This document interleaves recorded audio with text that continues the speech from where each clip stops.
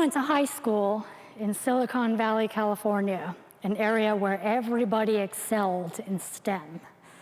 And I'd walk down the halls of my school thinking that some of my peers were going to end up on the TED stage one day, and they were going to talk about something extraordinary.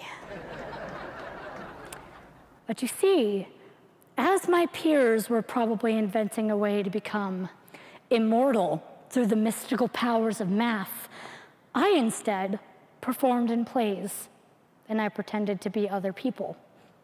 As they spoke confidently in our shared classes, I hid behind a big stack of comic books. But despite our differing interests, we all got pulled into the same race of tirelessly grasping for the coveted 4.0 and above GPA. And as you're running this race, in your peripheral, there's a tiny threatening stopwatch always counting down. And you have these little checkpoints to reach the finish line, to be the ultimate winner at life. And my checkpoint was college. How to get there? AP classes, 8+ hours of homework every night, constantly working on college applications because time was always running out. And when finals week came at the end of my first semester, I was ready for a break.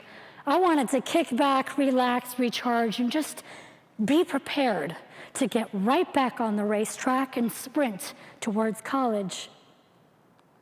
But that never happened, because not even 2 full days after my school let out for break, I got the worst headache of my entire life, and I collapsed from an arteriovenous malformation, an AVM rupture, which caused bleeding in my brain and led to a stroke. An AVM is a malformed cluster of veins and arteries that disrupt normal blood flow in the body. They're rare. So rare, in fact, that sometimes people don't even know that they have N or multiple AVMs until there's a rupture. And that's the case I found myself in. When I woke up, 2 more days had passed, and I found myself in the ICU of my local hospital, surrounded by my family and a few nurses. I remember not being able to sit up. I had tubes coming out of my head and out of my arms. And as time in the hospital moved on, I learned. I lost the ability to write, to talk, and to walk. And it was honestly as if someone had jumped into my brain and pressed a factory reset button, because I was in an alternate reality, one I had utterly no knowledge of, and it was overwhelming. Surgeries where death was a risk factor, hospital jargon, intense physical therapy. I spent a long time searching for answers as to why this happened. But as I said before, AVMs are rare. So initially, the doctors had no idea how I managed to get one. What they did tell me was this: we are going to do everything we can to repair what happened surgically, but how you get through this, that's on you. And I had no idea what that meant, so instead, I just focused on the fact that some of my friends and teachers came to visit me in the hospital, which was wonderful. It was a sense of normalcy. But then they had to leave, and the reality just hit me. Because when they left, I watched as they stood up. They walked to the elevators they came up in, and they went back to normal. And I couldn't go with them. And I started to ask, when is it my turn? When am I going to go back to my life? And this life that I'm referring to is high school, the constant race, the stopwatch, the checkpoints. But realistically, why crave that when I had other things I should have been focusing on? What was going on? I think, and I'm far enough removed from this entire event where I can guess, high school, my old life, was a perception of time. I was used to everybody moving at light speed, so I did the exact same thing. And there's nothing wrong with that. That mimics the fast-paced nature of real life. But moving at that pace was not going to work in this recovery environment.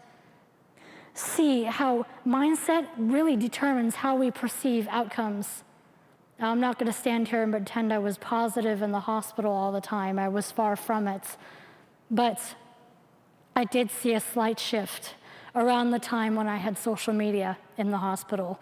And I would scroll. I was constantly connected with what my peers did in school. And the more I watched, the more I wanted to just lie in bed and watch Marvel movies all day and just live vicariously through superheroes who could just look at adversity and fly away. Because I was a failure in my real world. I couldn't handle what was happening. The more I watched my peers, the more I wanted to go back in time and warn myself pre-injury what was about to happen, and that was completely impossible. But realistically, if I had stayed in that bed, and I scrolled and I constantly watched my peers and compared my reality of the hospital with my friends who had different things going on, I lost the race. It wasn't until one of my physical therapists came in one day, saw me getting into a dark moment, which happened frequently, and he just stared at me and he told me a story. He said, I had a patient a while ago.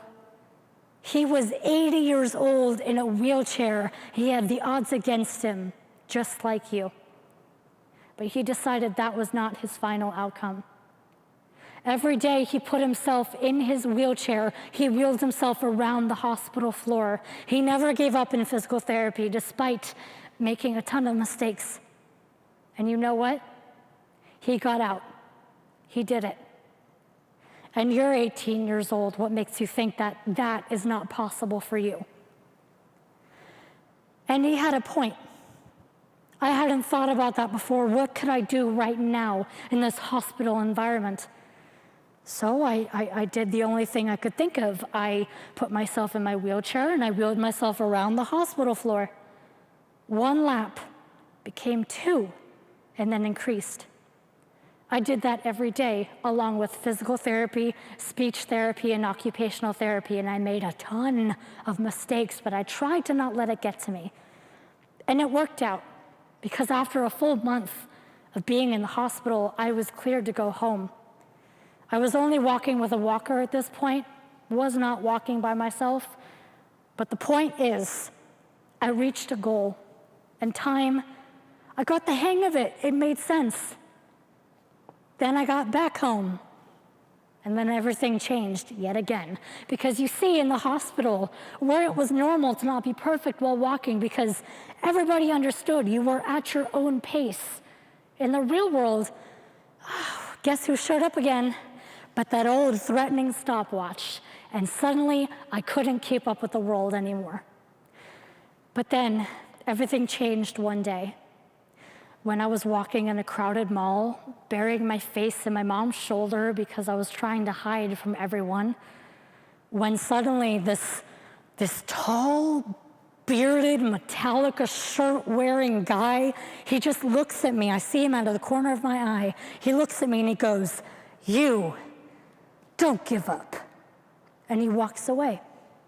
And those 3 words brought me right back to the story of the 80-year-old man who did not give up.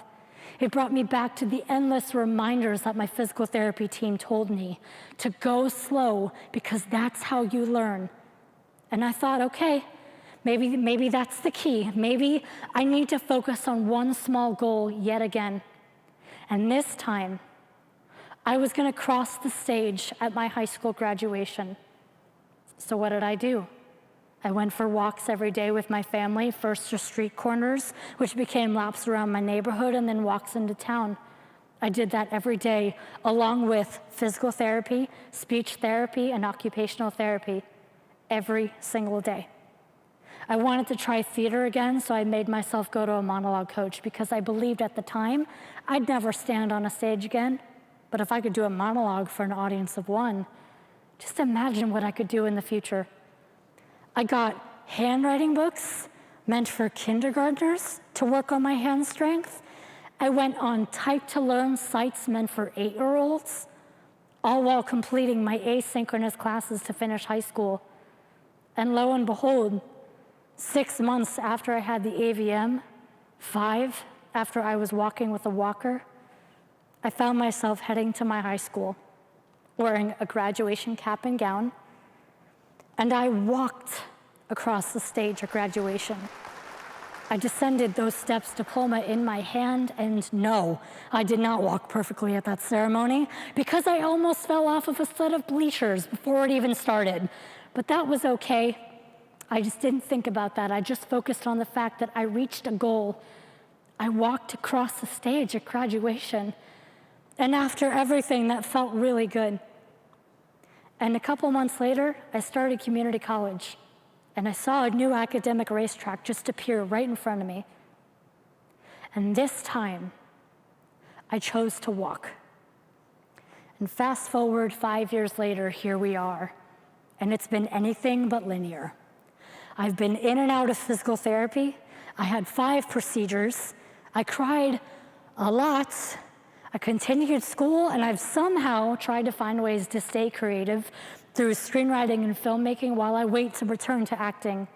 And you mark my words, that day is gonna come.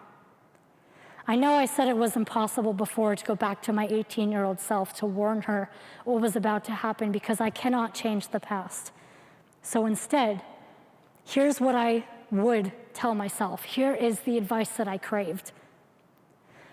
Just don't worry about the time, hold your head high, and focus on the road in front of you. Because you are trying to bounce back to yourself after the unexpected, and it's difficult, but every step you take is a win. Everything you heard today was based on my experience, but recovery is not a one-size-fits-all. Recovery is long, it's unexpected, and it is not linear. No matter what, just keep moving. No matter how much you may want to, not rushing the recovery process, it might be the best thing you can do. Because when it comes to returning to yourself after the unexpected, I don't think there's a defined finish line. That stopwatch, it's not there. That's because you get to set the pace. But you're gonna have to figure that one out on your own time. Thank you.